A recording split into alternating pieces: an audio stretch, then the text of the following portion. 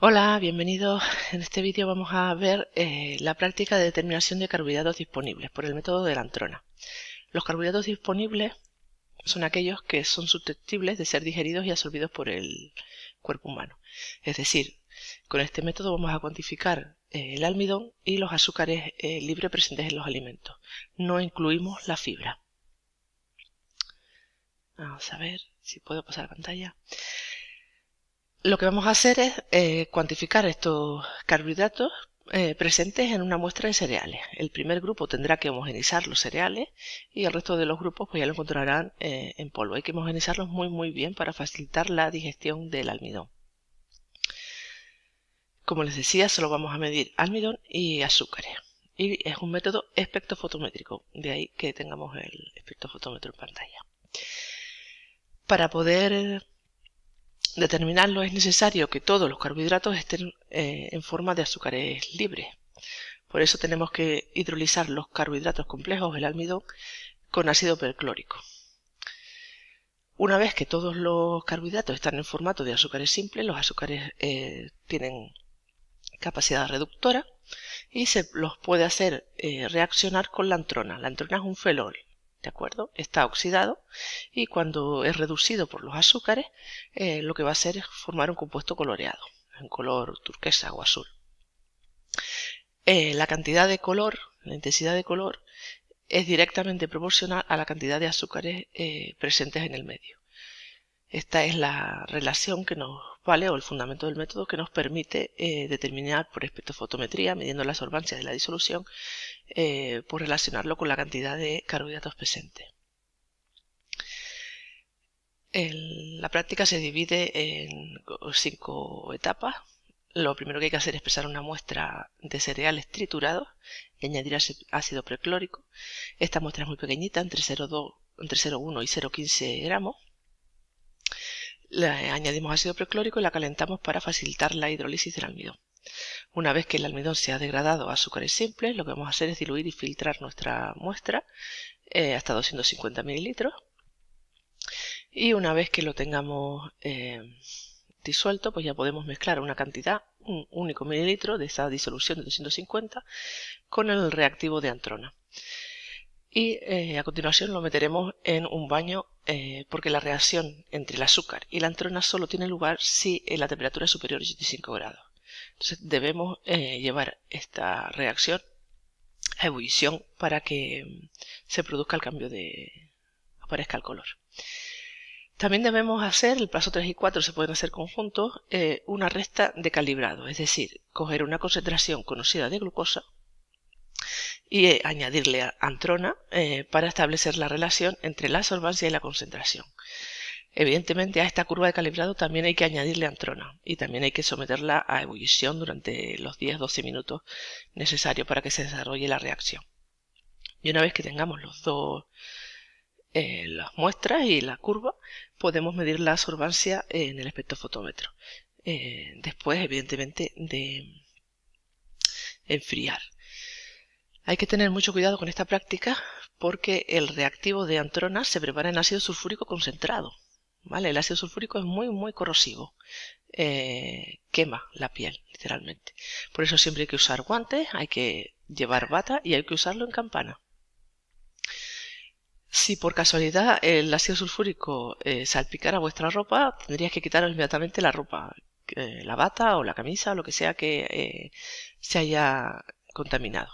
Y si os cae en la piel, lo que no hay que hacer es ir a lavárselo con agua al fregadero, sino que se añade bicarbonato. ¿Por qué? Porque el ácido sulfúrico es altamente hidrofílico. Esto quiere decir que si le añado agua, la va a captar y se va a calentar. Entonces me va a quemar no solo porque es un ácido, sino porque ha captado agua y se va a calentar, va a hervir. Entonces no se usa agua, se usa bicarbonato y después agua. Bien, hay que hacer, para obtener los resultados, tenemos que preparar una curva de calibrado. Esta curva nos va a permitir establecer una relación entre las concentraciones conocidas de glucosa que yo tengo en mis tubitos con la absorbancia. Y podremos obtener una recta de calibrado que nos va a permitir conocer la concentración de glucosa en nuestras muestras problema. Los resultados se expresan al final como gramos de glucosa por 100 gramos de cereales, ¿vale? Hay que tener en cuenta esto. Esta práctica es de las más complejas, no solo por el manejo con la antrona y el ácido sulfúrico, sino por los cálculos. Vamos a explicar ahora estos cálculos. Para hacer la curva de calibrado, lo que tengo que hacer es preparar un patrón de glucosa de concentración conocida. Si siguen exactamente lo que dice el protocolo, van a tener una concentración conocida de 0,5 miligramos por mililitro, pero esto dependerá de lo preciso que sean al pesar la glucosa. Puede ser que pesen más, entonces en vez de ser 0,5 pues sea 0,51 o 0,52. A partir de esta disolución patrón de glucosa voy a preparar 6 tubos con distintos volúmenes de esta concentración. ¿De acuerdo? De modo que en estos tubitos voy a tener una concentración que puedo calcular. ¿Cómo se calcula? Se calcula con la fórmula de volumen inicial por concentración inicial es igual al volumen final por concentración final. El volumen inicial se refiere a los datos del patrón y el volumen final se refiere a los datos del tubo. De modo que en este primer tubito yo voy a ver qué volumen añadir de este patrón, qué concentración. La concentración siempre va a ser 0,5 miligramos por mililitro porque es la misma para todos los tubos. V2 siempre va a ser 1 porque es el volumen que tienen estos tubos al final y la concentración es la X. De modo que yo voy a poder calcular la concentración de cada uno de los tubos en función del volumen que añada de la disolución de glucosa. Y luego, una vez que le añado la antrona, pues voy a medir la absorbancia. De forma que voy a ser capaz de calcular esto que tienen ustedes aquí. Estos son los mililitros del patrón que lleva cada uno de los 6 tubos que voy a preparar. Esto es la concentración, el resultado de multiplicar este volumen por esta concentración. Estos son miligramos de glucosa por mililitro. Y esto es la absorbancia que yo voy a determinar empíricamente en el laboratorio metiendo estos tubos en el espectrofotómetro. Si yo represento en una gráfica en la X los miligramos de glucosa por mililitro, es decir, la concentración, y en la Y la absorbancia, voy a tener una gráfica de este tipo. El programa de Excel me puede dar la ecuación de la recta. De forma que la Y es la absorbancia y la X es la concentración. ¿Cómo llego de esa concentración que teníamos aquí de miligramos por mililitro a los gramos de carbohidrato por 100 gramos de cereales? Recuerden cuál era el procedimiento. Cogíamos una cantidad pequeña de cereales, lo hidrolizábamos con perclórico y luego lo diluíamos a un matraz de 250 y de ahí cogíamos una pequeña cantidad, 1 mililitro, y lo llevábamos a un tubito en el que añadíamos la antrona y hacíamos reaccionar. Y esta es en este tubo es en el que yo mido la absorbancia. Supongamos que en mi muestra problema este tubo me da una absorbancia de 0,369, he puesto como ejemplo. ¿Cómo calculo la concentración de carbohidratos que hay en estos cereales? Lo primero que tengo que hacer es conocer la concentración del tubo.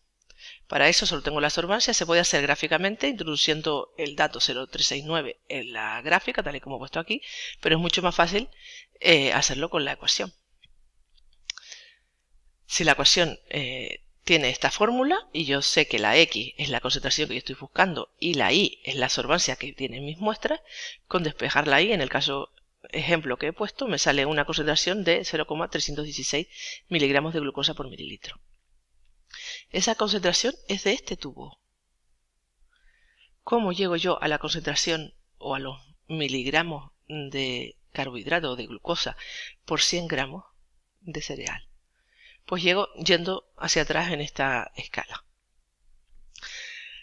Si esta es la concentración de los tubos, si yo multiplico esta concentración por el volumen total de este matraz, porque la concentración de este tubo, de este mililitro, es exactamente la misma que tenía el matraz, si yo multiplico los miligramos que he obtenido con la ecuación de la recta por el volumen total, voy a obtener, este mililitro se iría con este mililitro y me quedarían los miligramos de glucosa que hay en este matraz.